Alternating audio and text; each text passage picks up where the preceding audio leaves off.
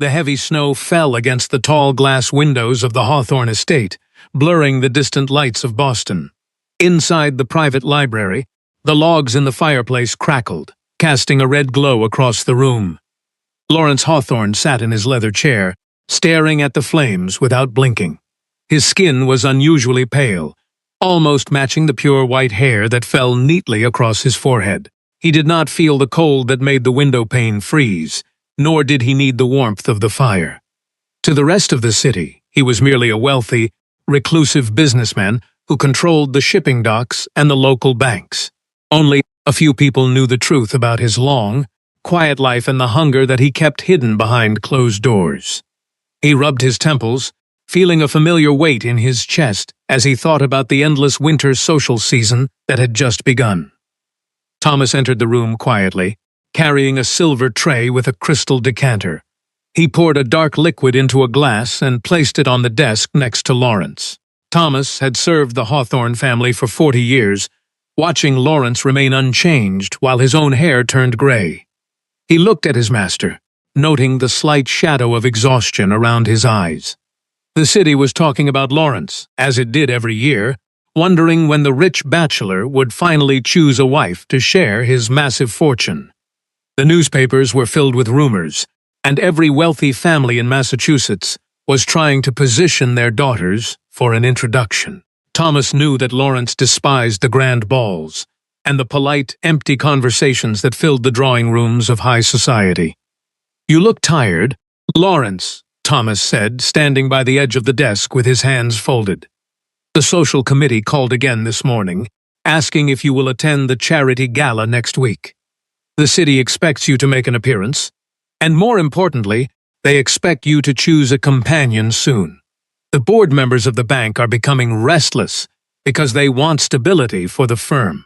You have narrowed the list down to 4 young women from the most prominent families in the region. It is time to make a decision and end this constant circus of matchmakers." Lawrence turned his gaze away from the fire and looked at his old friend, his eyes sharp and steady in the dim light. "A decision based on what?" Lawrence asked, his voice low and calm. "Should I choose based on the style of their dresses or the way they smile when they think I am looking? They do not want me. They want the keys to the vaults and the status that comes with the Hawthorne name. They speak of poetry and art, but their eyes wander to the paintings on my walls to estimate their worth. I am tired of the theater, and I refuse to bring a woman into this house who only loves the reflection of my wealth. I need to see who they are when they are not performing for audience." He stood up, his tall figure moving across the room with a silent, effortless grace that always made human visitors uneasy. The 4 women in question were currently the talk of every parlor in the city. Victoria Hunt was the daughter of a railroad tycoon, known for her sharp wit and her expensive taste in imported jewelry. She never wore the same gown twice, and spoke to shopkeepers as if they were beneath her notice. Then there was Chloe DuPont, a young woman whose family owned the largest textile mills in New England. She was clever with numbers and spent her time calculating how to merge her family's business with Lawrence's shipping empire. Elena Rostova was a European immigrant with a minor title who had charm that felt like a carefully practiced routine designed to win favors. Finally, Penelope Harrington represented the old wealth of the city, possessing perfect manners but showing little interest in anyone who lacked a pedigree. "They are all playing a part," Lawrence murmured, walking over to a long wooden table. "They tell me exactly what they think a wealthy man wants to hear from a prospective bride. They pretend to care about my libraries and my donations, but it is all a mask. I need to find a way to remove that mask before I make any promises."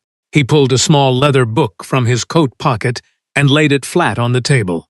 He took a black fountain pen from the stand and began to write with steady, deliberate movements. Thomas watched him, curious about what his master was planning to do to solve the problem. "I am going to use the one thing they desire most to find out the truth," Lawrence said as he finished writing. He tore 4 separate pieces of paper from the book and lined them up on the mahogany surface. Each paper was a bank draft made out for the sum of $50,000. Thomas looked at the documents, his breath catching slightly at the sight of the numbers. In the city of Boston, $50,000 was a massive amount of money, enough to buy several city blocks or fund an entire shipping fleet for a year. It was a fortune that most people would never see in their entire lifetimes. "What do you expect them to do with this, Lawrence?" Thomas asked, looking from the papers to his master's calm face. "It is a dangerous amount of wealth to give away so casually to people you barely know." Lawrence smiled faintly, though his expression remained serious. "Money is the best tool to reveal a person's true nature, Thomas. When people suddenly have more wealth than they need, their real desires come to the surface. The polite manners disappear, and their true habits take over. I want to see what they choose to buy when they have no restrictions and no supervision from their families."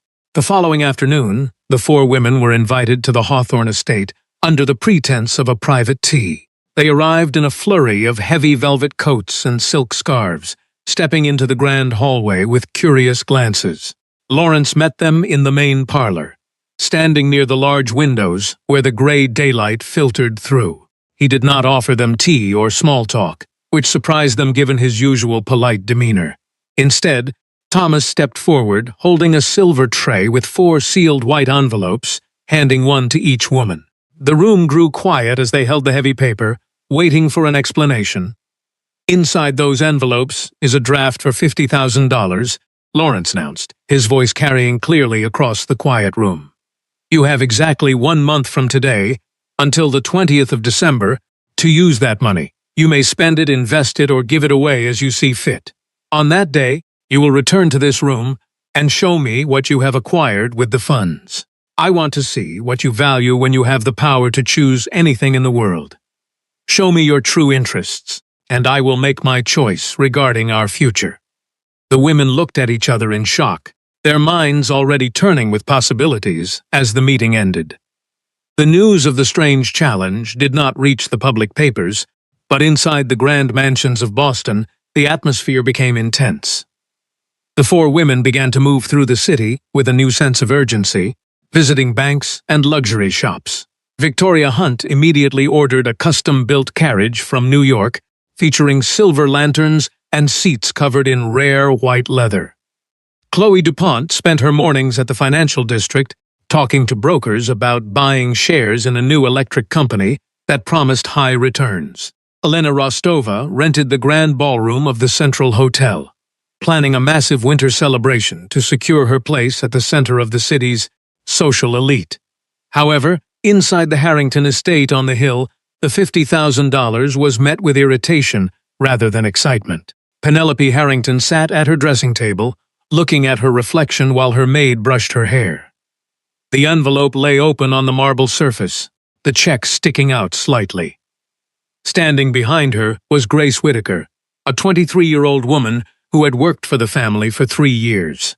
Grace's father had been a skilled watchmaker who lost his shop during a winter financial panic and died shortly after in a cold tenement house.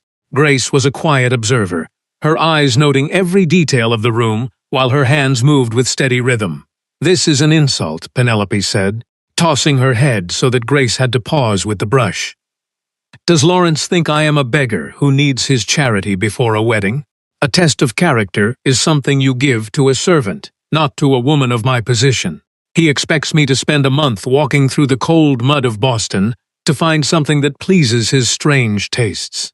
I have already arranged to spend the next 3 weeks at the winter resort in Newport with the Vanderbilt family, and I have no intention of canceling my trip for his amusement." "It is a very large sum of money, Miss Penelope," Grace said softly, keeping her voice neutral as she set the brush down. "It could do many things in the city." Penelope turned around, a sharp smile appearing on her face as she looked at her maid. She picked up the check and shoved it into Grace's hands, her eyes filled with a lazy indifference. "You will handle this for me, Grace.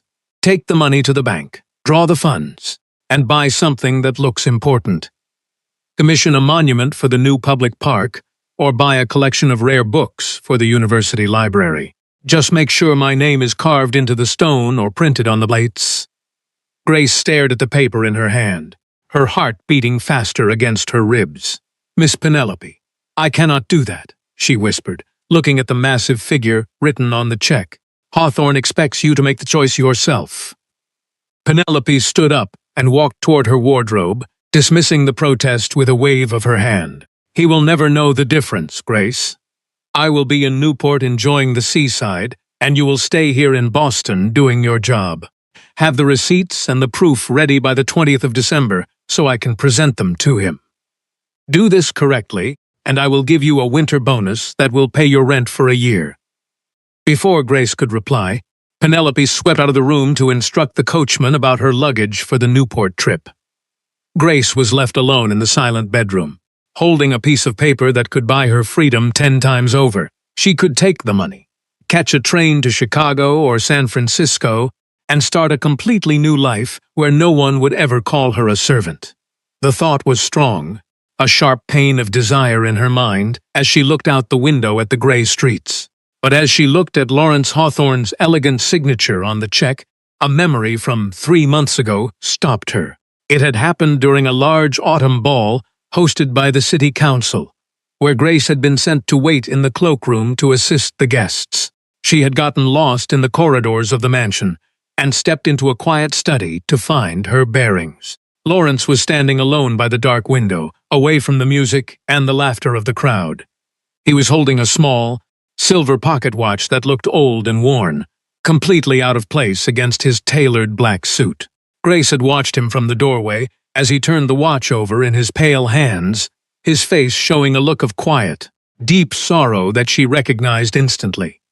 It was the same look her father had when he stared at the empty shelves of his workshop before he died. Later that week, Grace had asked the older servants at the Hawthorne estate about the watch during a delivery. They told her that the silver watch was the last item Lawrence's father had given him before the family lost everything in the old country before they came to America. They also whispered that a matching silver locket, which contained the only portrait of Lawrence's mother, had been sold to a pawnbroker decades ago to buy coal during a bitter winter. The loss of that locket was a shadow that Lawrence carried with him, a piece of his past that could never be replaced. Grace looked down at the $50,000 in her hand again. Penelope wanted her to buy a cold stone monument to display a name that meant nothing. No, Grace thought, her fingers tightening around the edge of the paper. I will not use this fortune to buy a crown for a woman who does not care about anyone, but herself. I will use it to find the one thing that matters to the man who signed it. She folded the check carefully and slipped it into the pocket of her plain wool dress, her mind made up. The next morning, Grace did not visit the high-end shops on Tremont Street or the architects near the State House. She put on her old winter coat, pulled her hood low over her face, and took an omnibus down to the North End, where the streets were narrow and filled with the smell of coal smoke and old fish. For 3 weeks, while Penelope attended dinner parties in Newport and the other women spent their fortunes openly, Grace became a familiar shadow in the poorest districts of Boston. She walked through the muddy alleys, visiting every pawn shop, antique dealer, and legal office she could find, asking questions about a silver locket sold 25 years ago. The search was long and difficult, requiring her to spend hours looking through old, dusty ledgers in the back rooms of shops that smelled of damp wood. Many of the shopkeepers laughed at her, telling her that a silver piece from 20 years ago had likely been melted down or sold to a traveler who left the city long ago. But Grace possessed her father's patience, the same patience he used to fix the smallest gears in a watch. She knew how to speak quietly, how to listen to the gossip of the streets, and how to offer a small bill to a clerk to get them to open an old record book. By the second week of December, her persistence paid off when an elderly broker in a small basement shop remembered the locket. He looked through his old personal notes and gave her the name of a man named Marcus Vance, a wealthy moneylender who operated out of a brick office near the harbor. Marcus Vance was known throughout the docks as a hard man who took everything from people who could not pay their debts on time. Grace felt a chill that had nothing to do with the winter wind when she heard the name, but she did not stop. She walked down to the harbor the next morning, the salt air burning her face as she sought out the office. The office of Marcus Vance was a dark, cold place where desperate men went to trade their belongings for a few dollars to buy food. Marcus sat behind an iron cage, his eyes small and suspicious as Grace walked in and took off her hood. She did not look like the wealthy clients who usually handled large sums of money, but when she placed the Hawthorne bank draft on the counter, the man's expression changed instantly. He picked up the paper, checking the signature against a mark he kept in his desk, his fingers tapping against the iron bars. "Where did a girl like you get a draft from Lawrence Hawthorne?" Marcus asked, his voice rough and low. "This is enough money to buy half the buildings on this wharf." Grace kept her hand steady on the counter, looking directly into his cold eyes. "The money belongs to my mistress, and she wants to purchase the silver locket that you bought from the Hawthorne family 25 years ago. I know you still have it, because you keep the unique pieces in your private safe. Name your price for the item, and let us finish this business today." Marcus laughed, a dry sound that ended in a cough. He reached into his pocket and pulled out a heavy ring of keys, walking to a small iron safe in the corner of the room. He returned with a small, tarnished silver object and held it up so the weak light from the window hit it. It was a simple locket, dented slightly on the back, but Grace could see the delicate engravings of flowers along the edge. Marcus looked at the locket, then at the check, a greedy smile touching his lips as he realized how much the item was worth to the buyer. "The locket is $5,000, Marcus said, watching her face to see if she would argue. "It is an exorbitant price for a bit of old silver, but you have the money, so that is my term." Grace did not blink. "$5,000 for the locket," she agreed quietly. "But I am not finished with my purchase, Mr. Vance. I know that you also hold the mortgage deeds for the St. Jude Home for Children in the South End, and that you are planning to evict them next month to build a warehouse. I want those deeds as well, and I want the remaining $45,000 to be placed into a legal trust for that home." Marcus Vance stared at her in silence, his hand stopping on the iron bars of the cage. "You want to buy a failing orphanage?" he asked, his voice filled with genuine confusion. "That building is a ruin, and the children have nothing. Why would your mistress waste $45,000 on a place like that when she could buy a mansion on Commonwealth Avenue?" Grace stood tall, her voice calm and resolute in the cold office. "The money will be used to clear the debt completely, purchase the property, and establish a permanent fund to provide food, medicine, and clean beds for every child there.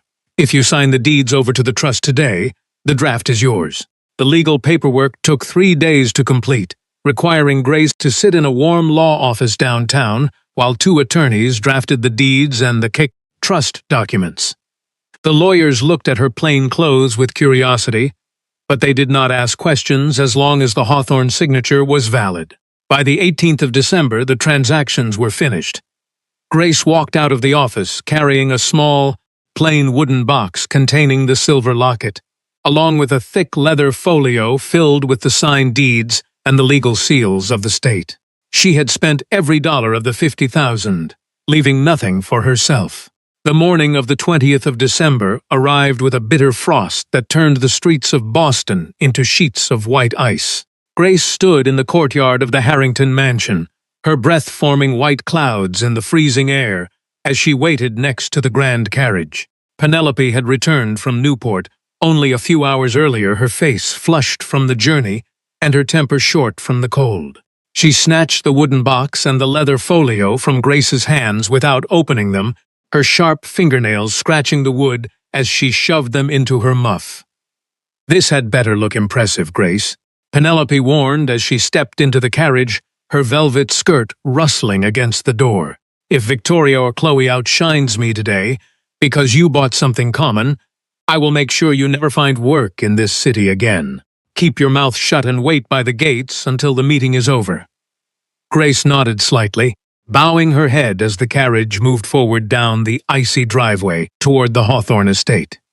She walked behind the vehicle on foot, her thin boots slipping on the frozen mud, but her heart felt lighter than it had in years. Inside the grand parlor of the Hawthorne estate, the fire was roaring, but the atmosphere among the guests was tense and quiet. Lawrence sat in his large chair by the desk, his white hair catching the bright morning light that reflected off the snow outside. His face was like stone, showing no emotion as the four women took their places on the silk sofas.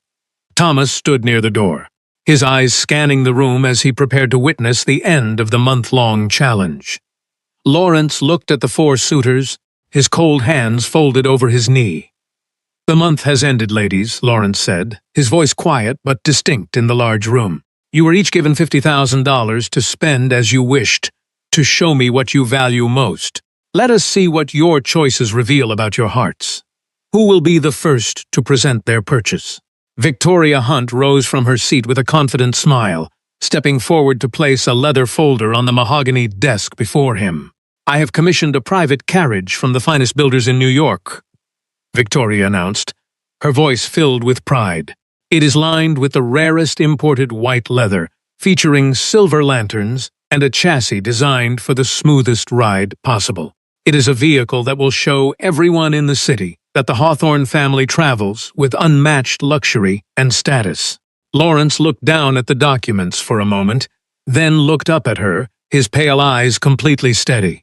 "You spent $50,000 on a box with wheels, Victoria, so that people on the street will look at you when you pass by." Victoria's smile froze slightly under his gaze. "It is a statement of our position, Mr. Hawthorne," Victoria said, her voice dropping as she took a step back toward her sofa. Lawrence did not reply, turning his gaze to the next woman.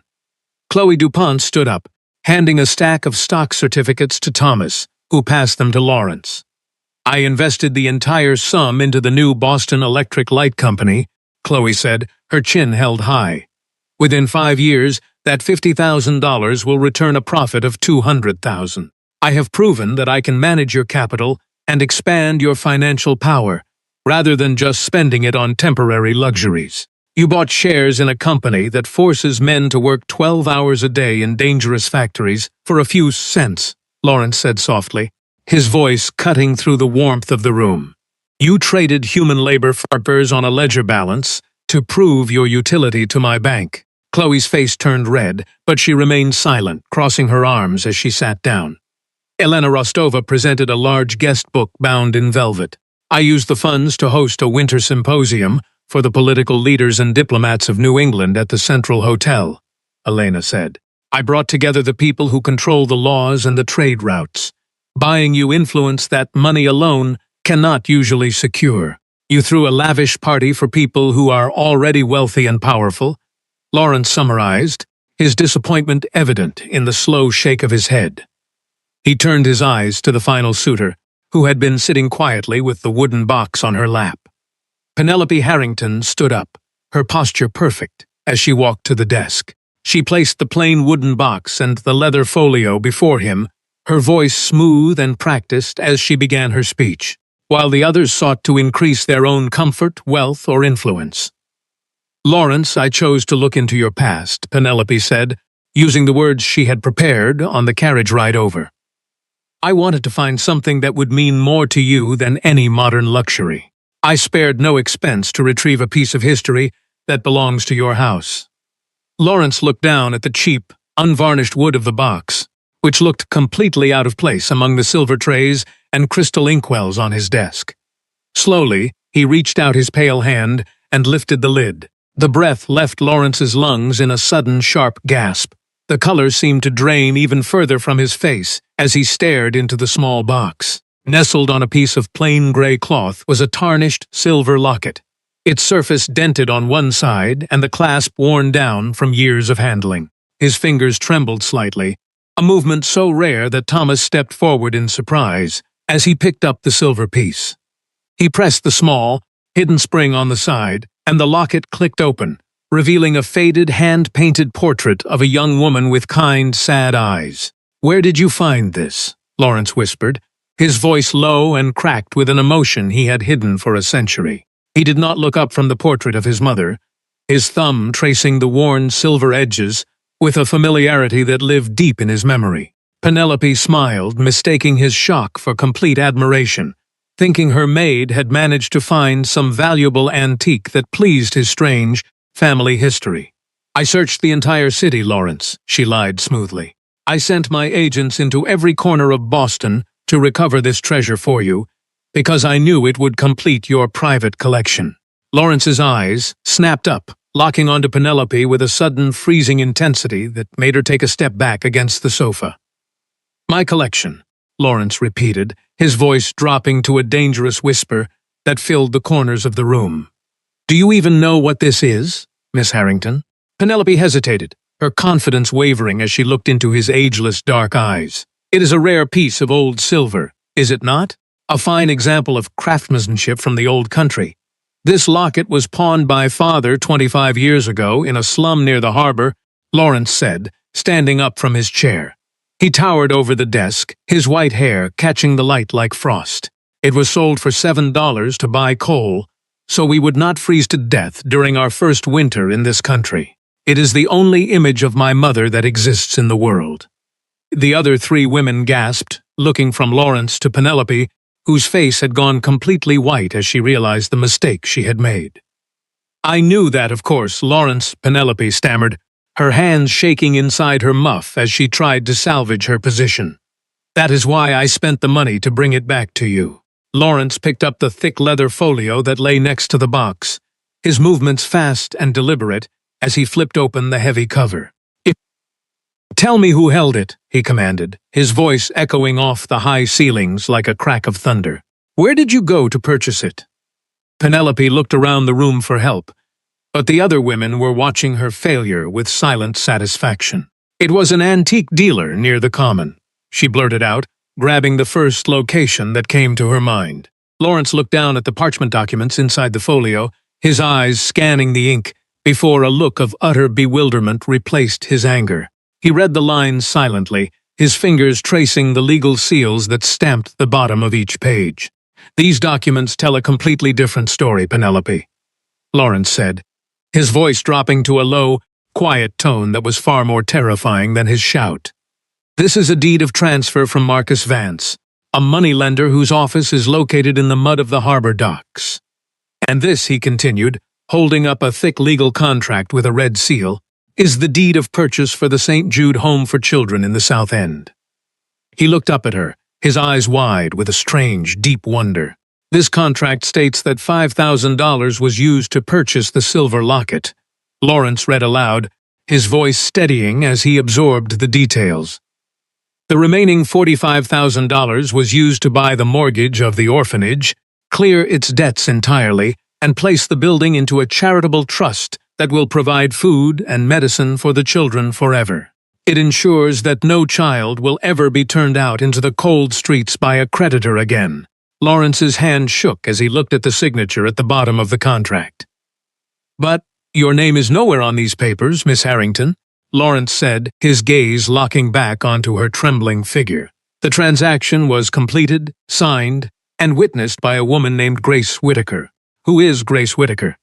Penelope's face twisted into an expression of sharp rage, her polite manners completely disappearing, as her pride was shattered in front of her peers. "She is a nobody," Penelope spat, her voice sharp and bitter. "She is my maid, a pathetic girl who washes my floors and irons my gowns. I gave her the check because I had to leave for a winter, gathering with the Vanderbilts in Newport," Penelope shouted, her voice shaking with anger. "I told her to go into the city and buy something charitable to show you, something with my name on it, so we could finish this ridiculous game. She took my money and she defied my orders. She spent it on a wretched brick building and a piece of old silver without my permission. She is a thief. Lawrence and I will have the police arrest her before the sun sets tonight." The room became completely silent again, the heavy quiet returning as the truth hung in the air between them. The masks had fallen away completely, leaving only the reality of what the month had revealed. Lawrence looked at Penelope with a look of deep, absolute disgust that made her words die in her throat. "You outsource your own test of character, Penelope," Lawrence said, his voice cold as the ice on the windows. You viewed a fortune that could change the lives of 100 children as an inconvenience that interfered with your holiday in Newport. And when your servant performed an act of profound quiet kindness," Lawrence continued, stepping out from behind his desk, "you attempted to take the credit for her heart, and then you called her a thief when your own laziness exposed your lies." He turned his head slightly toward the door, where his old servant was waiting. Thomas, please show these 4 ladies to the door. Their presence is no longer required in this house today or ever again." "You cannot be serious, Mr. Hawthorne," Victoria Hunt cried out, standing up from her sofa in protest. "Choosing a servant's work over our families?" Chloe DuPont was already gathering her fur wrap, her mind calculating the social disgrace that would follow them into the city streets. "Get out," Lawrence commanded, the authority in his voice so strong that the women did not dare argue further. They moved quickly toward the hallway, their boots clicking loudly against the marble floor as they fled the mansion. Penelope lingered for a second by the door, her face red with humiliation as she looked back at him. "You are making a mistake that will ruin your name, Lawrence. The city will laugh at you for this." "What are you going to do? Marry a shadow who has nothing?" "I am choosing not to spend my life with a parasite," Lawrence replied coldly, turning his back to her, as she finally stepped out into the hall and closed the heavy oak doors behind her. Lawrence was left alone in the large parlor with Thomas. He sat back down in his chair, holding the silver locket in his hand so tightly that his knuckles turned white against the metal. He had designed the challenge to find out which of the wealthy suitors was the least greedy, expecting to find only selfishness and vanity. He had never expected to find something so beautiful hidden in the shadow of the woman he had rejected. "Where is she, Thomas?" Lawrence asked, his voice raw with a sudden hunger that had nothing to do with blood. "The girl who signed these papers." Thomas walked over to the window and looked out into the snowy courtyard below. "If she traveled with Miss Harrington, she is likely waiting near the outer gates, where the servants are told to stay." Lawrence did not hesitate. He did not stop to put on his heavy winter coat or his gloves. He walked out of the parlor, down the wide marble staircase, and pushed open the massive front doors of the estate, stepping out into the biting winter wind that whipped across the frozen courtyard. The snow was falling heavier now, covering the stone steps with a fresh white layer. The carriages of the 4 wealthy women were already moving down the long driveway, their wheels crunching loudly on the ice. Standing near the iron gates of the estate, shivering violently in a thin wool coat that offered no protection from the Boston wind, was Grace. She was watching Penelope's carriage leave, knowing that she had just lost her job, her home, and her safety in the city. Her hands were tucked deep into her pockets, her face pale from the freezing cold. Lawrence walked down the stone steps, ignoring the calls of his butler behind him. He crossed the wide courtyard with long, silent strides, his white hair blowing in the wind. As he approached the gates, Grace looked up, her heart stopping as she saw the master of the estate coming toward her. Lawrence Hawthorne, the wealthy, mysterious businessman she had only ever seen from the dark corners of grand ballrooms, was standing inches away from her, his pale face close enough for her to see the dark intensity in his eyes. "You are Grace Whittaker," he said, his voice surprisingly gentle, despite the cold wind that blew between them. It was not a question, but an acknowledgement of the woman who stood before him. "I am Mr. Hawthorne," Grace replied, her teeth chattering as she bowed her head slightly to show her respect. "I apologize for the deception with the paperwork. My mistress ordered me to handle the funds, and I know exactly what your mistress ordered," Lawrence interrupted, his voice low and warm. Before she could speak again, Lawrence unclasped his own heavy, fur-lined velvet cape and wrapped it securely around her shoulders. The weight of the fine fabric and the deep warmth that still clung to it nearly knocked her off balance. But he held her steady by the arms, his touch firm and surprisingly strong. From a few feet away, Penelope looked out the window of her carriage with a gasp of outrage, but Lawrence did not turn his head to look at her. His eyes were fixed entirely on the young woman standing in his coat. "Grace," Lawrence said, holding up the small wooden box he had brought from his study.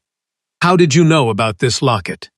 And how did you know about the St. Jude home?" Grace looked up into his pale eyes, her fear fading as she saw the genuine wonder hidden beneath his guarded expression. "I observed things, sir," she said softly. "I saw you holding your father's pocket watch in the library during the autumn ball 3 months ago. I saw the look in your eyes, and I knew that kind of sorrow. My father was a watchmaker, and he died with that same look when he lost his shop," Grace continued, her voice steadying despite the cold. I asked the older servants about your family, and they told me about the silver locket that was sold in the North End long ago. And the orphanage? I grew up in those streets, Mr. Hawthorne. I know what happens to children when men like Marcus Vance take the land. When Miss Penelope gave me the money, she wanted a monument with her name in gold letters. But I held a fortune in my hands, a fortune that could fix a piece of your past and save those children from the winter. I know I overstepped my station, sir, Grace murmured, looking down at her worn boots in the snow. I know a servant should not interfere with the choices of her betters. Look at me, Grace, Lawrence commanded softly, his hand reaching out to gently lift her chin so she had to meet his gaze. You took the wealth of a tycoon, and you walked through the darkest, most dangerous corners of this city alone. You did not buy a carriage, or shares in a mill, or political favors to win my hand. You bought my past, Grace, and you bought a future for children who were suffering exactly as my own family did.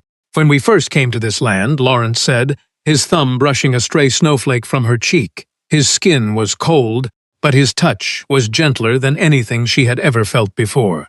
You did not overstep your station, Grace. You proved that your station was a lie.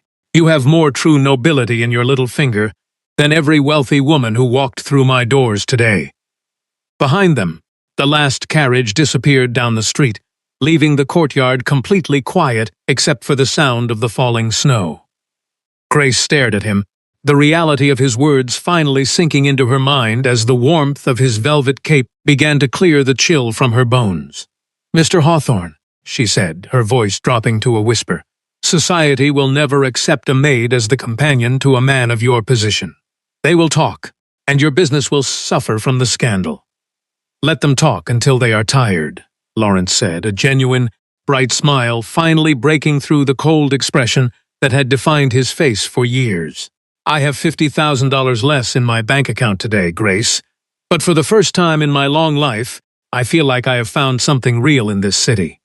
He offered her his arm, his movement natural and steady, as he guided her back toward the stone steps of the mansion. Come inside, Grace.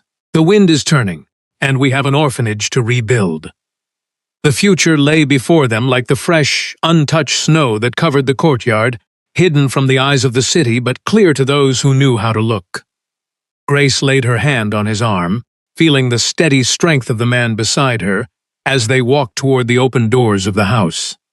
She looked out at the distant hills of Boston, where the chimneys were smoking against the gray sky. And for the first time in her life, she did not feel like a shadow waiting in the corners of someone else's room. The winter would still be long, and there would be many challenges to face. When the stories of the challenge reached the drawing rooms of high society, but the cold no longer had the power to frighten her. True wealth was not something that could be measured by the size of a bank ledger or the silver on a carriage wheel. It was found in the quiet choices made in the dark, in the willingness to see the pain of another person and use whatever power you had to heal it. As the heavy oak doors closed behind them, shutting out the freezing wind, Grace knew that her journey through the crowded streets of the city had brought her exactly where she belonged.